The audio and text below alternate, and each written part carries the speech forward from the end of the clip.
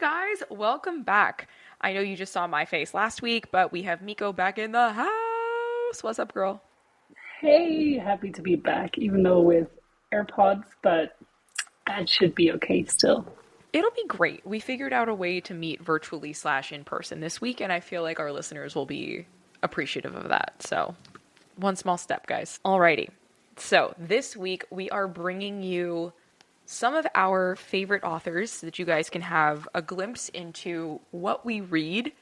I'm really interested to see what this juxtaposition is like because we'll get into it in a second, but we listen slash read vastly different things, and I think that that's hilarious. Yeah, so I will start us off, and you guys, if you're watching on the YouTubes, or I recently learned how to upload videos onto Spotify, which is dope. So if, regardless of how you're watching, you can hopefully see this chart.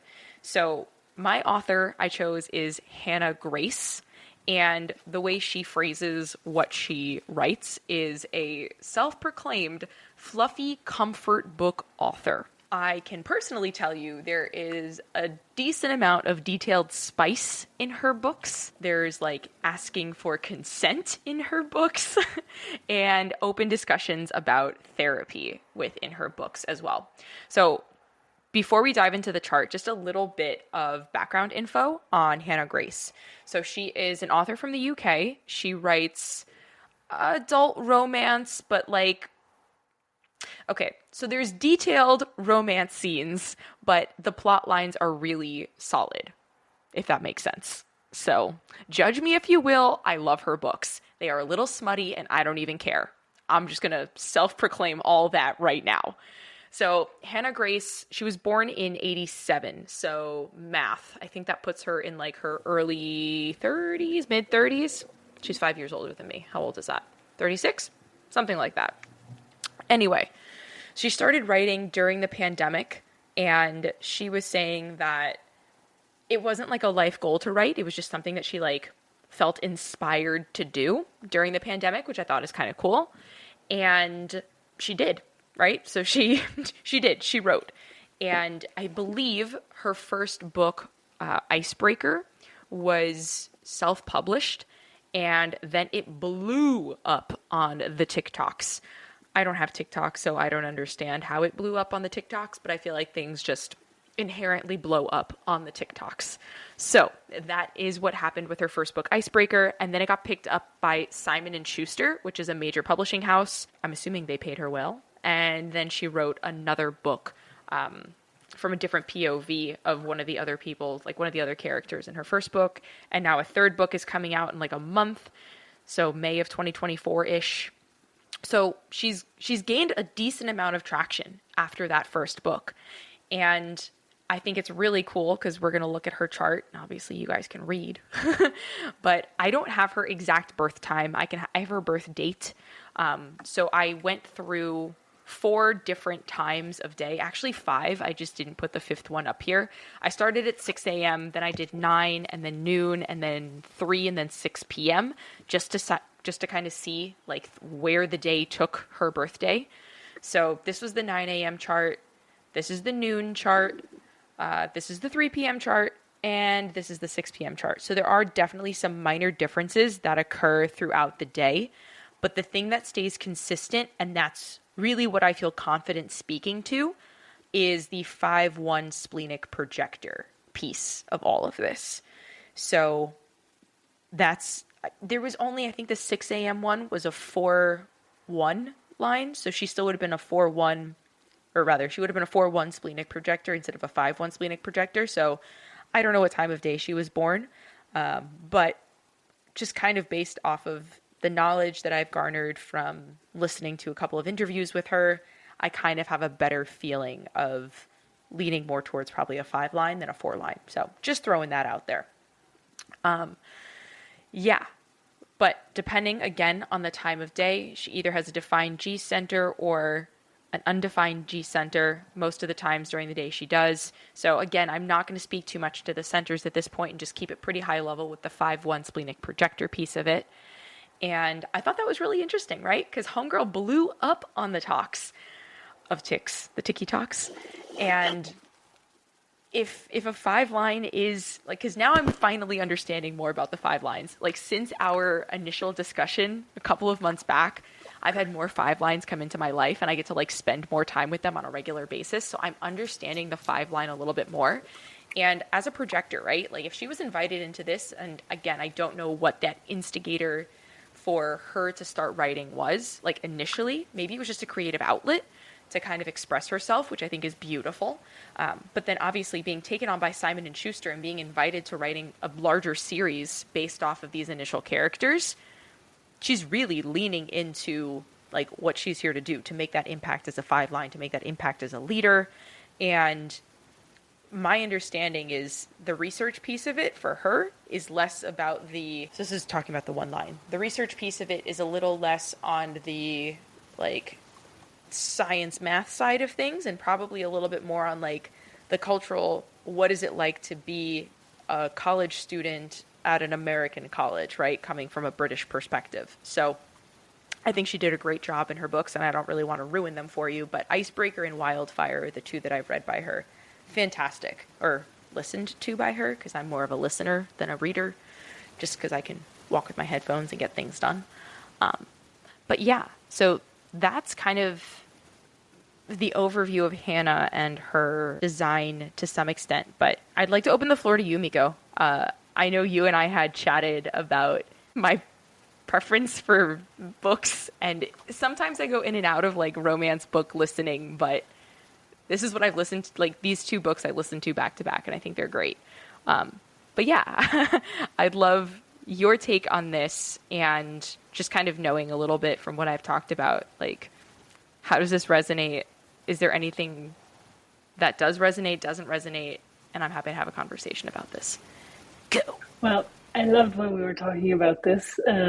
She messaged me that she's not going to be talking about these books. And I was like, oh my God, please talk about these books, because I have such a different author for you guys in store.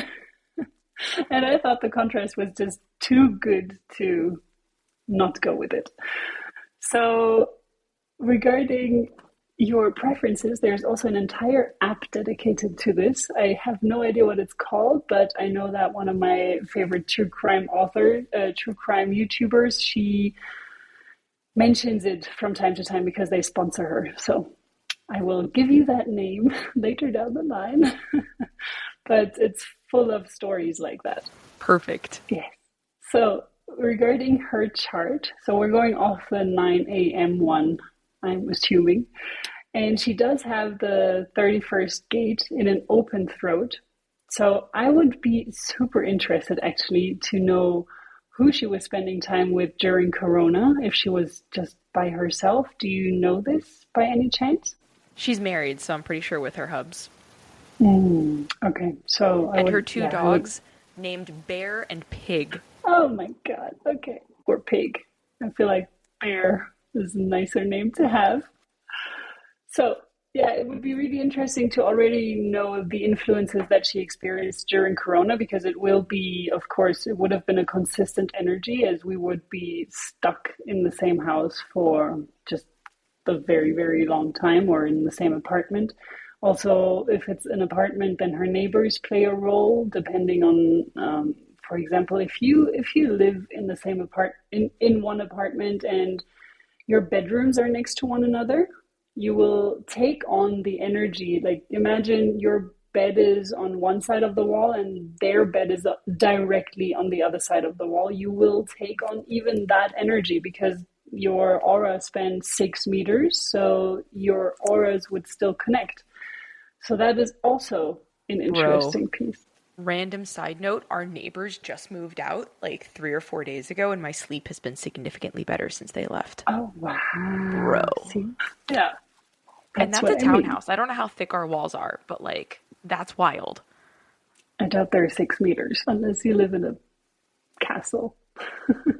She just said that would be dope, but her microphone is muted, so.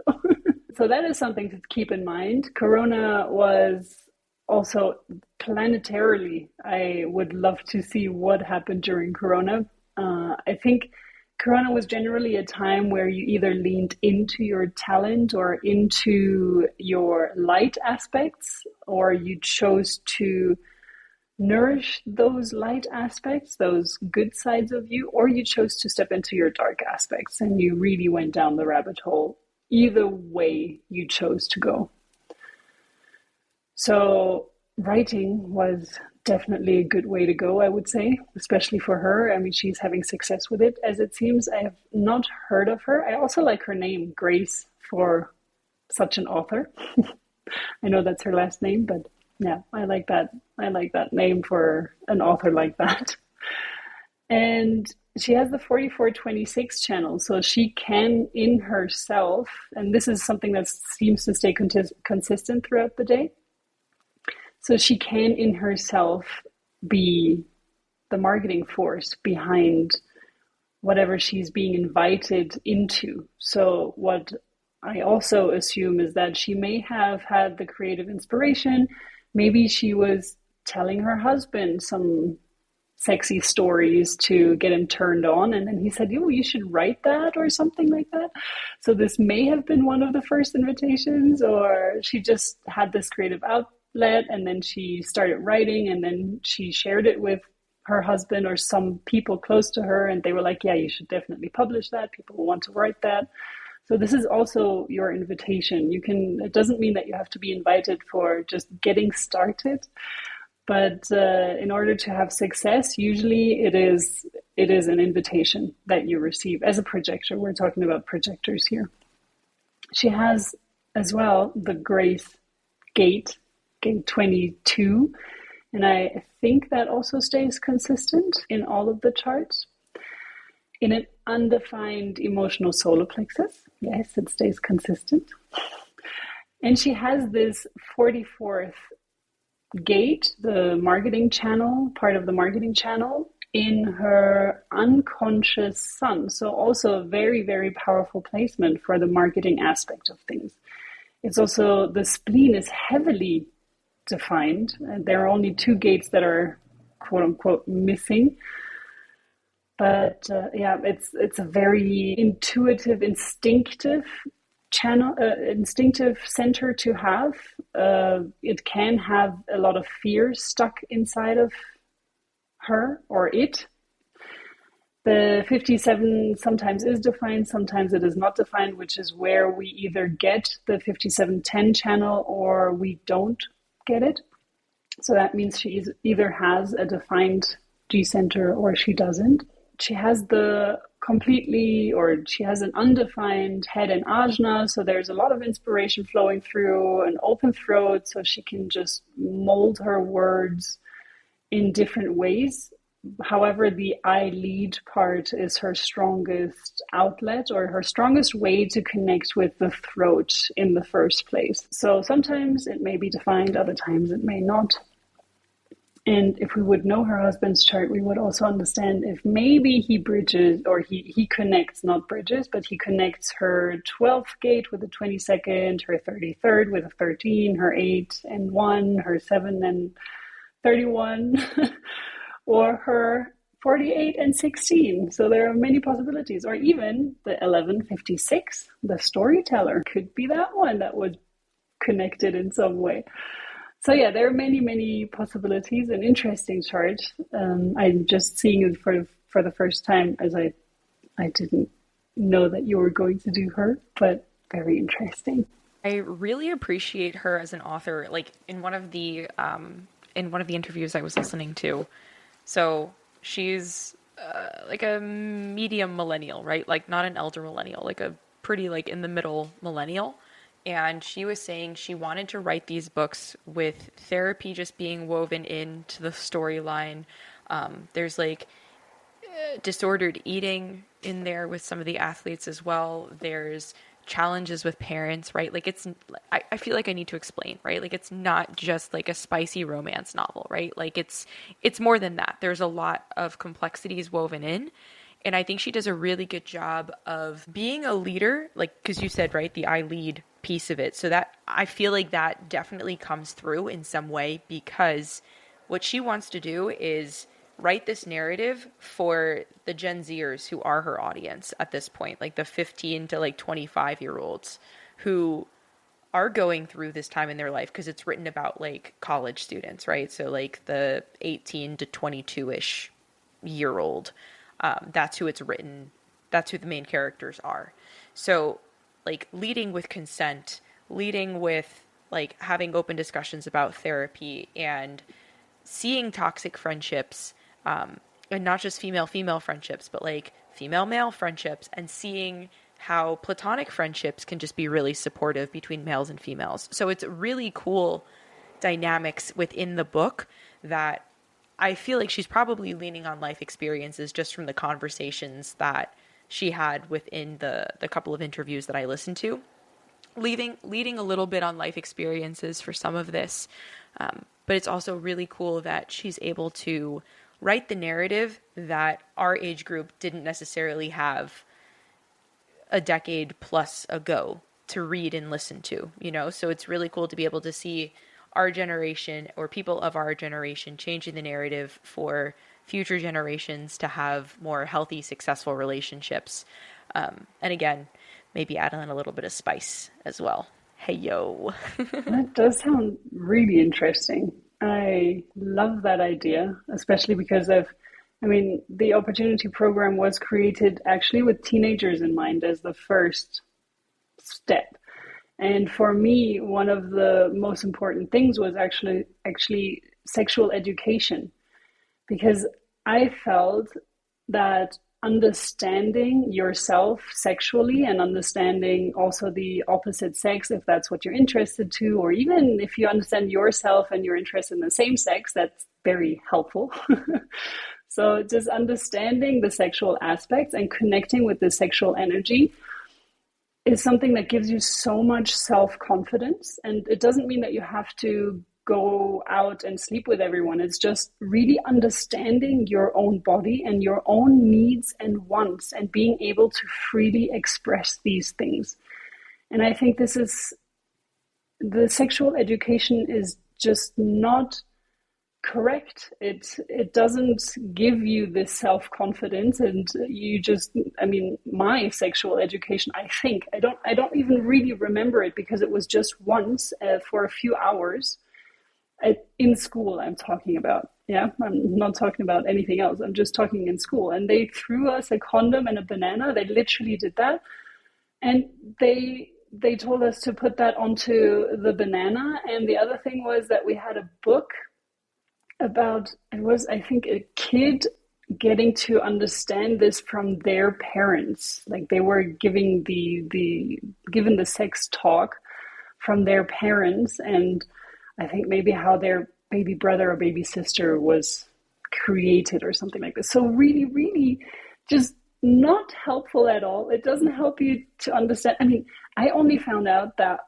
female ejaculation is a thing when I was 24 years old. And I feel like this is something that should be taught in school. It may sound crazy, but it also gives you the understanding that women also get to enjoy themselves. And this was something that was very neglected, I feel, when we were younger. Maybe it's changing, but kids are getting their information from Google. They're getting misleading information as well. And they are asking their friends, they're asking other people.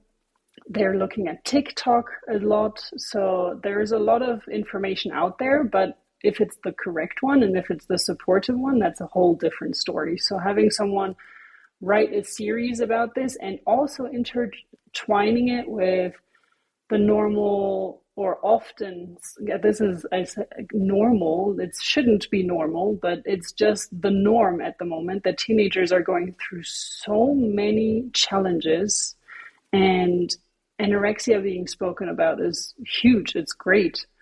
Any kind of eating disorders, whether in that direction or into another direction, because a lot of teenagers are also choosing to just stuff themselves with unhealthy foods because they have an emotional lack inside of them. So this makes me interested and intrigued in actually reading one of her books, also for the opportunity aspect regarding teenagers and being able to implement aspects of that in a fun, enticing, uplifting, but still educative way. I love it. Thank you for introducing her.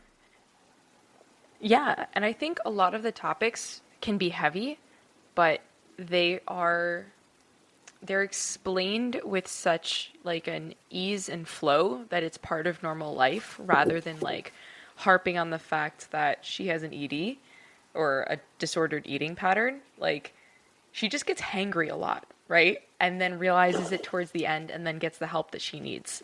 So rather than it being like the main aspect of the books, like 100% the romance novel, like the romance piece of it is like the main aspect of the book, but it's really cool that all of these other aspects of real life are interwoven into it in a seemingly seamless way. Very cool.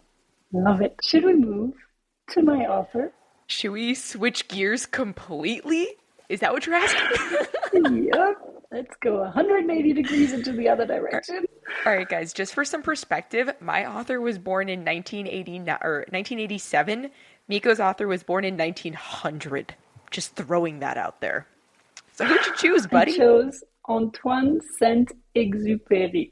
Do you know who that is? I have no idea who that is. You will.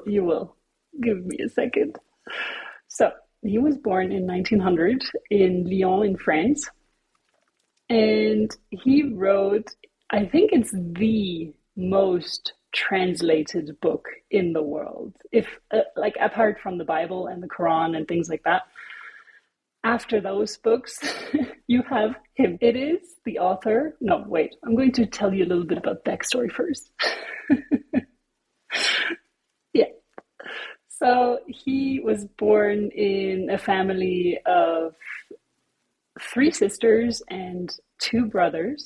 He had a mother and a father. However, the father died when he was 4 years old. And then he was raised in a family just full of women. They also had some female support, as in maybe, how do you call them, like house ladies or something like this, where they would help you with chores. And then there was also a situation where his brother got extremely sick one day. And that day he called Antoine Saint-Exupéry to him, and he wanted to ask him to write down his testament. He was very young. They were both very young. But the brother said, I'm going to die, and I want you to get all of my toys. So he wrote down everything that he wanted him to get, like the weapons and the whatever it was that they were having. Sadly, that night, the brother actually died. And that was the moment that Saint-Exupéry decided that material things are not of importance, that the human connection is what is far more important than anything else. I'm still getting tears in my eyes when I'm talking about this, because it really touched me, this experience, and it must have been super hard. I can just imagine losing. I don't even want to imagine losing my brother, but being that young and having someone ask you to write down their testament, and oh my God, horrible. So yeah. This was one of his most impactful experiences in life. Later on in life, he was flying for the military. So first he encountered aviation when he was 12. This was the first time he was flying with an airplane, not himself, but he was allowed to join an airplane ride. And in 1900, this is crazy because this was extremely new back then. But he found this passion very quickly. He loved it from the moment that he stepped into it. And even before that, he started fantasizing about it. And this is another thing. So he played a lot with his siblings, and he imagined a lot of things, made up games, created toys out of not much or virtually nothing. And he decided as well, very early on, that the important thing is not the material things that you have, but it is what you believe you can achieve. So the vision that you have is so much more potent and more important. So as long as you have a clear vision and you know which direction you want to go on in, the material things are just going to manifest themselves. This was his belief. So a manifesting generator, as you can see with the 3420 channel, super, super powerful. So manifesting in the now, pretty much, like this is what the channel is about. However, the decision-making process is emotional in his case. And this chart is apparently extremely accurate because they have this time of birth from his birth certificate. So apparently this is really the time of birth he was born, and he's an emotional manifesting generator, a 4-6 emotional manifesting generator. And he has a single definition. The only two centers that are undefined and actually completely open are the head center and the ego, and everything else is defined. And he also has a lot of throat gates, a lot of manifestation going on there.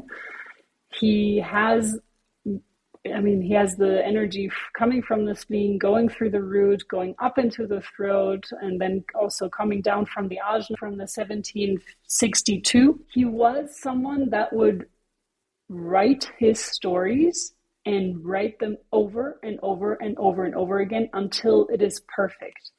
Because his vision was that he will impact and influence future generations with his writing. So from the get-go, he was believing that this was, are you having an idea, an inkling of who this could be? No. I just saw her big eyes, googly eyes. I thought maybe she knows. I just think that's so cool for him to have that like feeling already. You know what I mean?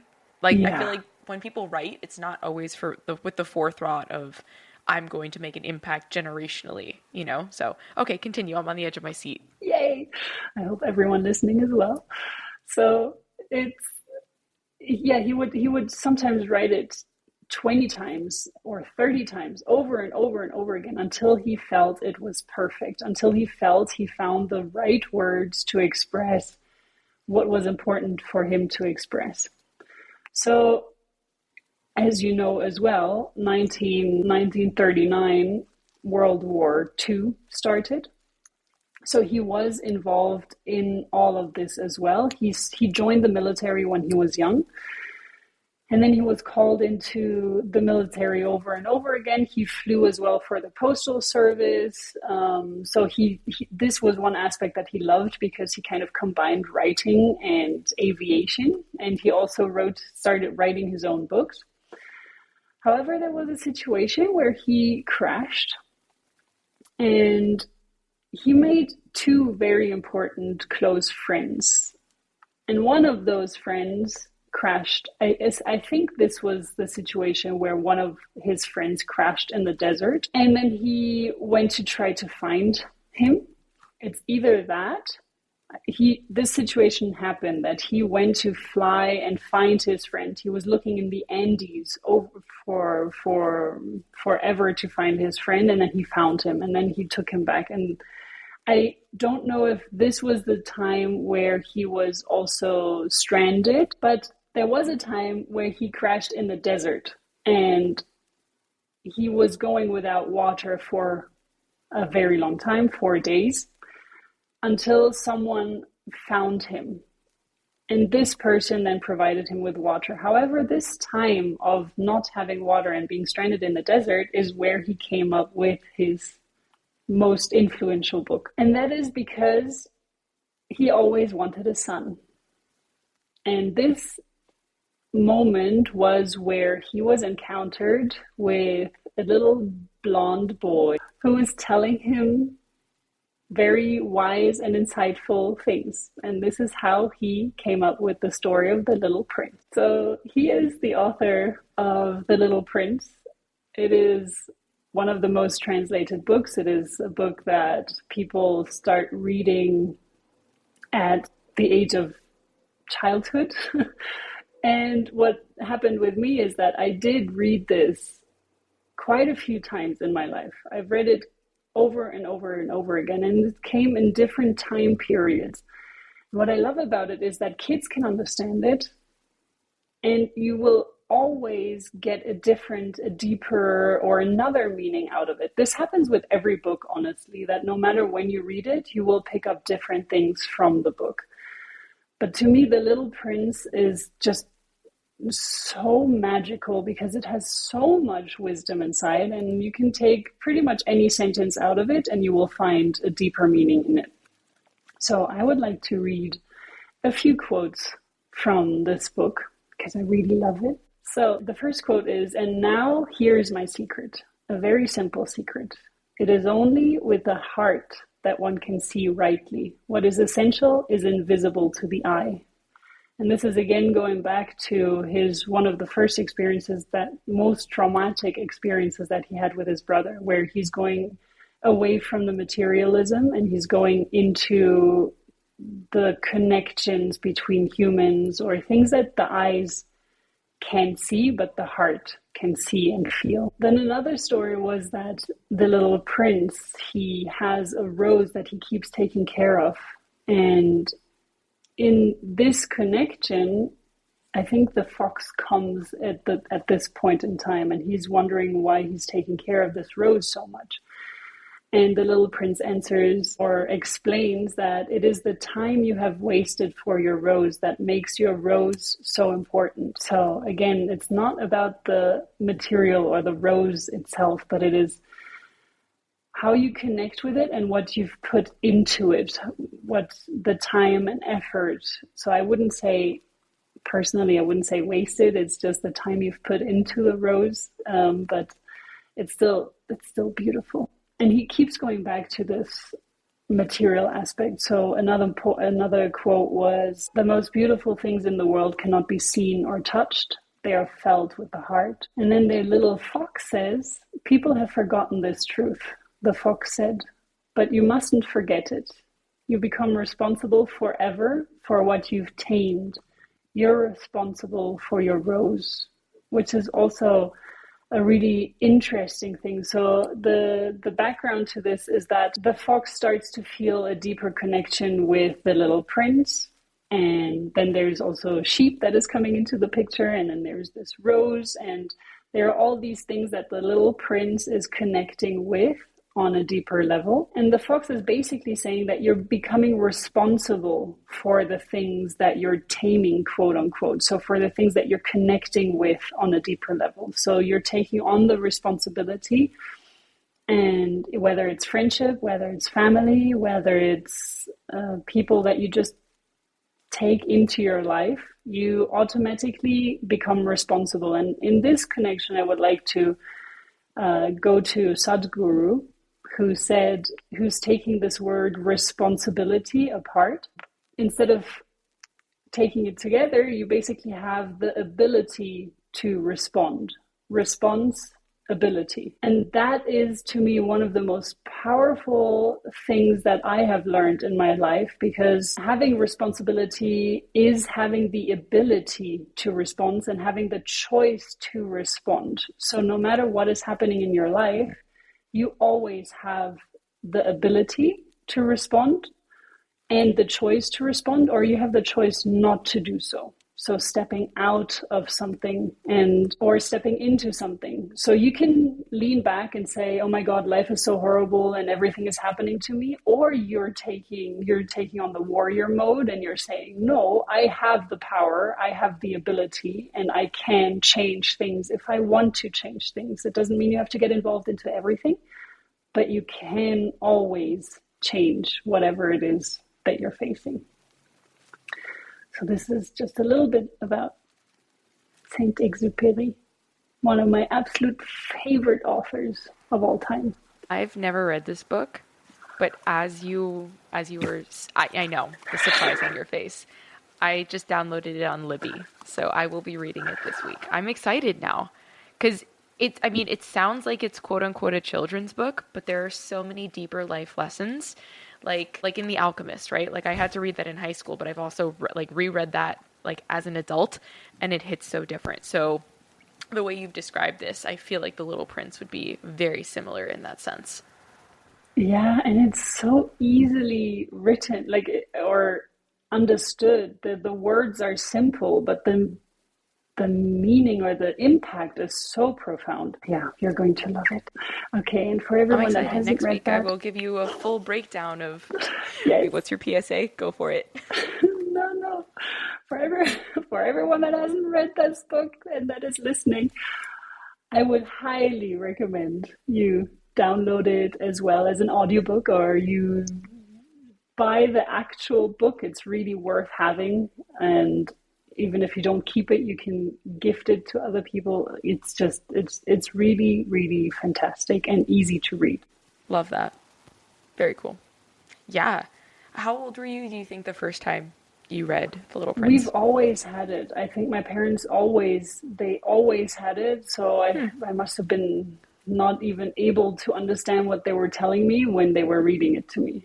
And I think it's That's really one cool. of the best books for kids to read, to have it being read to them as well. I love it. Yeah. Did you have it OG in Yeah, French? I'm assuming. My mom read it to me. Choose a I'm, language. I'm assuming, but I do own it in English and German as well. That's fair. Ah, this Very was cool. fun. Yeah, I love talking about books. that was really fun. We Maybe should we do can do another this author. quarterly and yeah, I and have bring another one a in bring a mind. nerdy book sesh in. Of course you do. Fun fact, Hannah Grace was not my first like smut author choice, but I couldn't find the other author, like any information on the other author. So, Ooh, then you can do it TL next time Swan, again. if you guys are interested. Oh, I I've heard of I her. can't find anything on her. Yeah, but if you guys want some really solid smut, TL Swan is where it's at. Very good. This was so funny, the contrast. It was a real pleasure once Uh, again being here with all of you and with you as well, Celestina, as always.